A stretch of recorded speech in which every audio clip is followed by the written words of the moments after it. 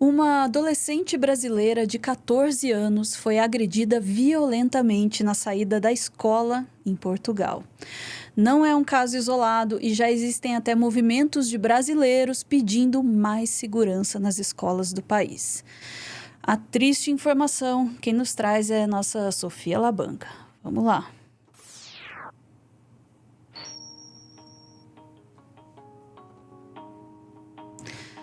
Sofia, de novo mais um caso de brasileiro agredido em Portugal. É isso?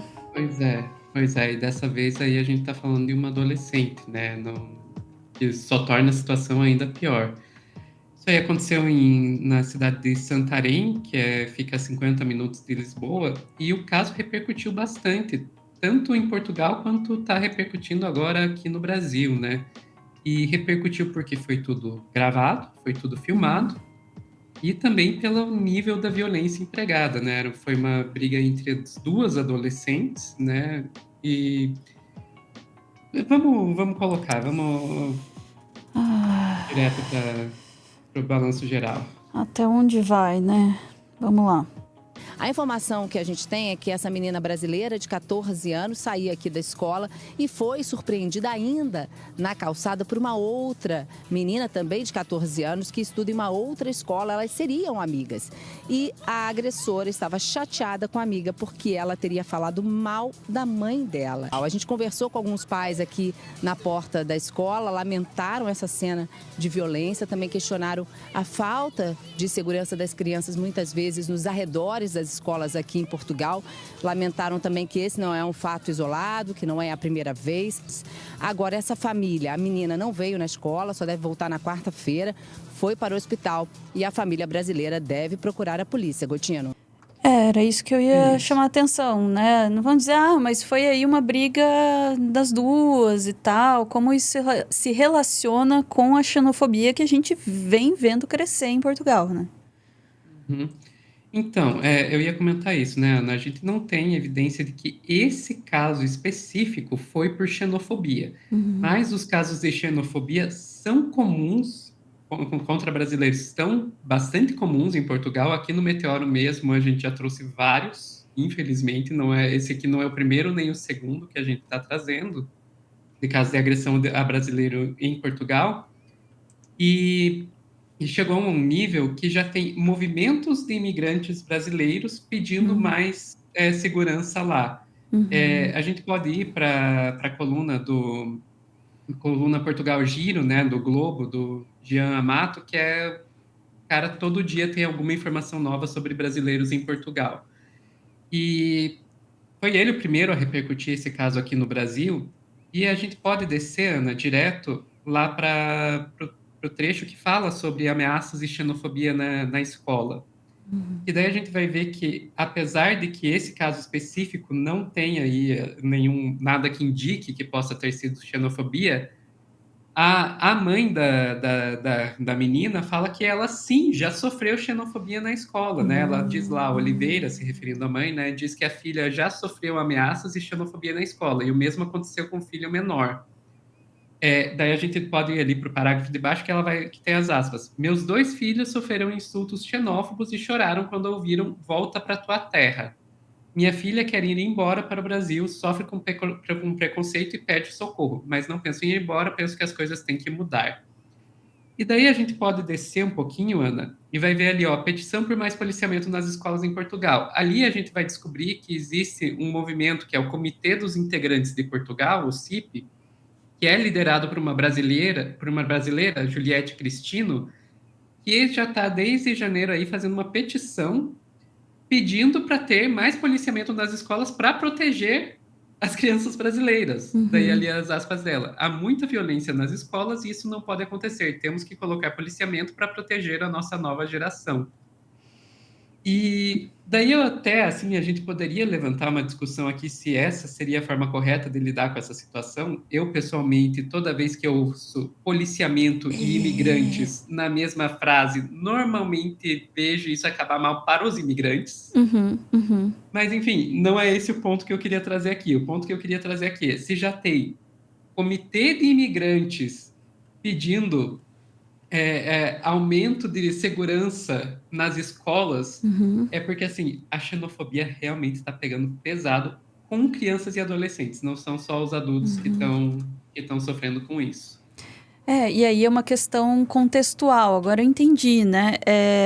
Por mais que você possa dizer assim, ah, não, mas esse caso era uma questão ali pessoal das duas meninas e tal, mas há um contexto todo que põe essa menina brasileira numa situação de vulnerabilidade, né? Numa Uhum, situação em que exatamente. ela apanha na frente da escola e ninguém a protege, entende? Essa pessoa já está, né, a menina brasileira, né, a adolescente brasileira, nesse contexto de xenofobia em Portugal, já está numa posição de vulnerabilidade, em que ela está sujeita a esse tipo de ação, né, em que ela é vista, né, ela se torna uma potencial vítima pela sua condição de imigrante em Portugal.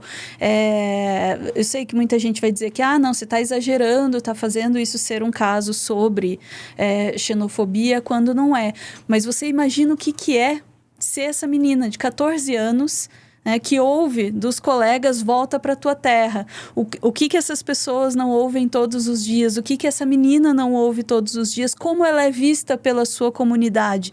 Então tem uma questão cultural aí de xenofobia que nos leva a situações de violência, né? Se não diretamente, indiretamente.